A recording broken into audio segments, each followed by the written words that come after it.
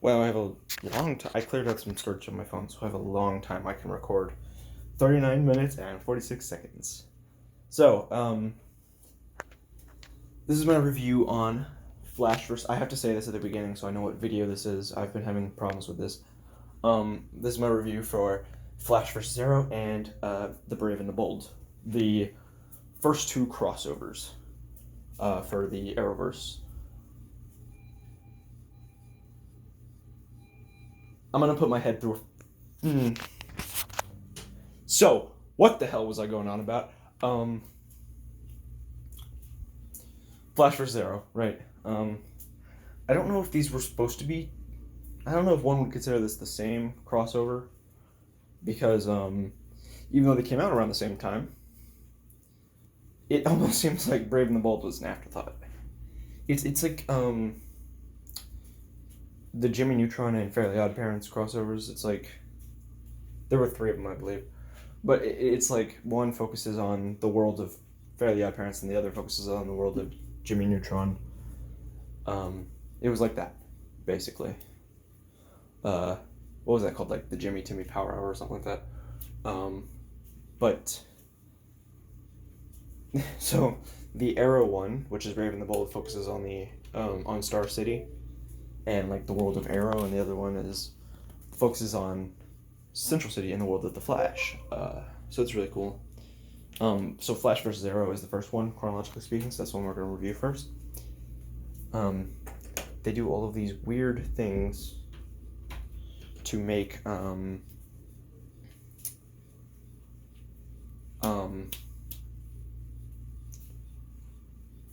so they try to like it legit takes what was the thing? I counted it because I had to watch this a bunch of times because I kept falling asleep. I watch TV at night mostly. Recently I've been starting to do it during the day, but at night. So I take my meds and I put on something, and I go to sleep watching it. But problem with that is I end up missing a lot of things. So the hell just happened to me? Then that's a problem with me, so that's why it's taken so long to get this review out. So Flash vs. Arrow, we have that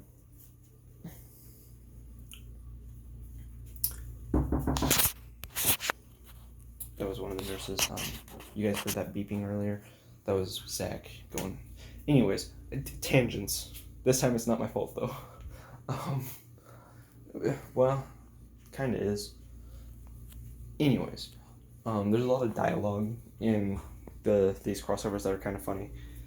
The dialogue in certain crossovers are kind of not, and I don't think there's too much humor in Crisis on Infinite Earths, but it's like still the same thing, kind of cool. But anyways, we're not talking about that. I'm still excited for what's to come. What we are talking about, Flash vs. Arrow, and so in this one, it starts out with like every other Flash episode, right? Like if they hadn't said that this was a crossover ahead of time, and the episode was not titled Flash vs. Arrow, you're like, okay, another Flash episode. And so basically Roy G. Bigelow, I love how they're just gonna be like, oh, Rainbow Raider, Roy G. Bigelow, and so yeah, Roy G. Biv, red, orange, yellow, blue, indigo, violet, Rainbow Raider. So Rainbow Raider, he controls emotions. He's basically Psycho Pirate. He really likes anger, or like the emotion of anger and stuff. But I'm pretty sure he can do more than that. If you want to be like, oh, we'll just go read the comics, it's like, no, the character is nothing like that in the comics. He fires rainbows at Batman. That is not like, the dude has nothing to do with his comic counterpart, and that's for the best. Just imagine he fires rainbows at Flash. Rainbows. But Roy G. Bigelow is just a plot device. The fact of the matter is, they wanted to use him to make Barry angry to fight the Green Arrow. And if you don't believe me, watch the ending of that. After Green Arrow and Flash stop fighting, Oliver says, "Still got a little in the tank," and he's like, "If not, there are two of us." And then then they just go capture Roy G. Bigelow, Rainbow Raider, off screen. You don't even get to see their final confrontation. They just capture him off screen. He's a plot device and nothing more. I do like this episode though, the way everything plays out. But yeah, it's like 10 minutes till the Green Arrow shows up and he's like, "I had him," or the Flash is like, "Yeah, I had him. I was about to make my move, bro. I had him." And then Oliver's like, "What move? You mean the one straight to the morgue?" And so there's like a lot of funny shit, yeah.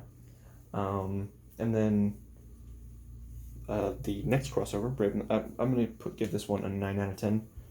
I truly think that that's where it belongs. I don't want to give it a 10 out of 10. I don't feel like it deserves that. It's kind of like when you compare it to later crossovers, especially Crisis. When you compare it to later crossovers, it just does not have the same impact. This is like Batman v Superman. The whole thing is just an excuse for those two to fight. Though I think I really like Batman v Superman, but I think this one's better.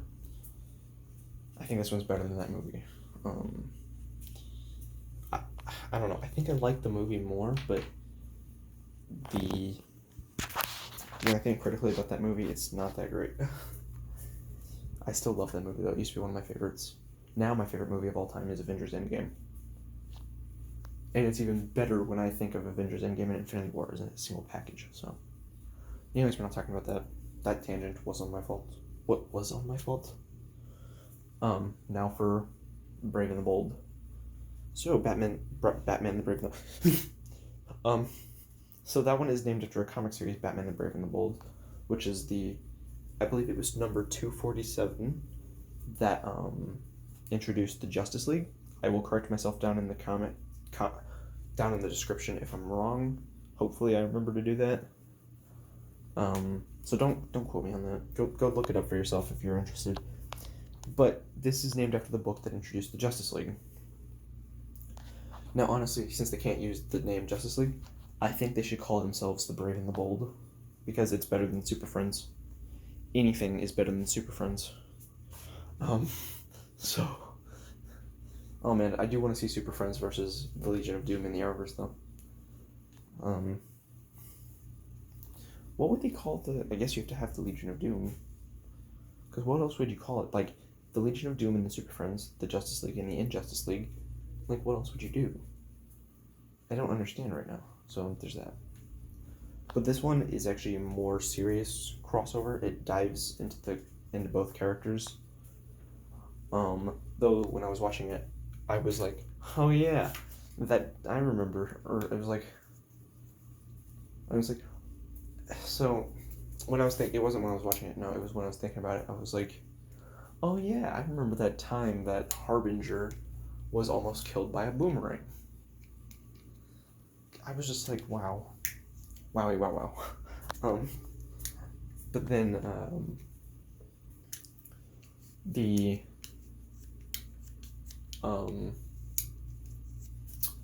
rest of the crossover is basically just, it dives deep into the characters, whereas the other one was more of a show of theatrics. You know, just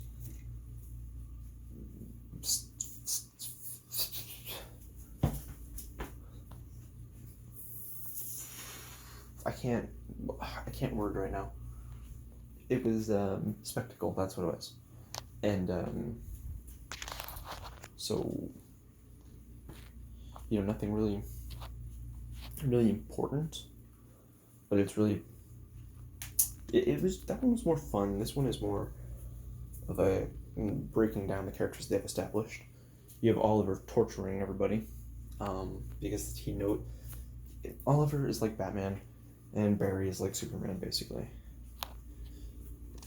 So, you know, Batman and Superman, they're best friends in some continuities, and Oliver and Barry have the same relationship as their best friends, but they don't agree with the way that they handle things. Whenever Barry or Superman question Oliver or Batman about their methods, specifically Oliver/Batman's torture or style of interrogation, when they question the interrogation, you see that that Superman and Barry don't have to do that. So they don't, because it's not their responsibility to get information out of them. They don't have to. They'll beat the person until they can get them put wherever they need to put them. But Oliver and Batman have to use fear tactics, and people don't fear anything more than they fear pain. So you could threaten it. Like, Oliver could probably threaten a few guys with torture and be like, okay, you don't have to do that. The bomb is right there. But, some people don't work like that. So Barry and Superman think that Oliver and Batman are monsters. Oliver and Batman think that Barry and Superman are idiots. That's basically the relationship here. They deconstruct the characters they've built up, and that's how it works. Captain Boomerang, also kind of a plot device, but not as much, seeing as we actually get to see those two stop Boomerang. So it works out pretty well. Laurel, the Black Canary, is in this episode, but she's not the Black Canary yet. I don't think. Anyways. And she... No, she definitely is. Because the one thing with Cisco getting a photo. So I don't know why she was not present. She had like a cameo, that was it. And it was the most uninteresting cameo ever.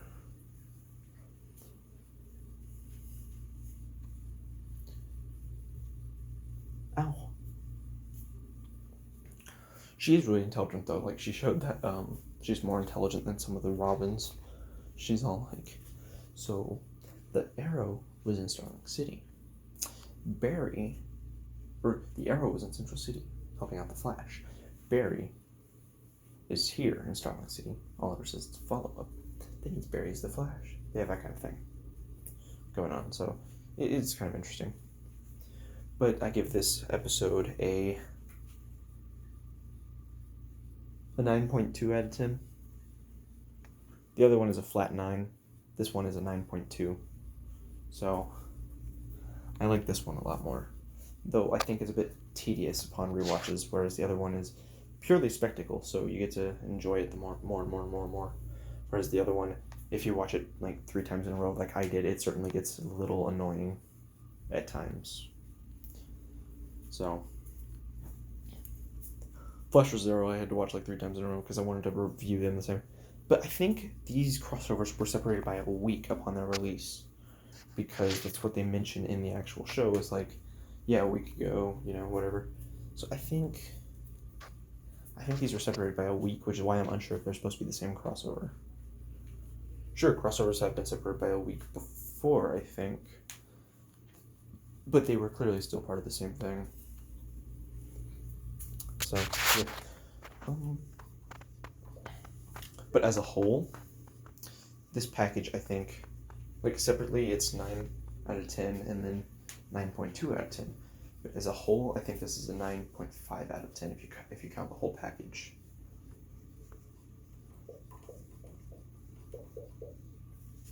Let me turn on this volume real quick. Alright, bye.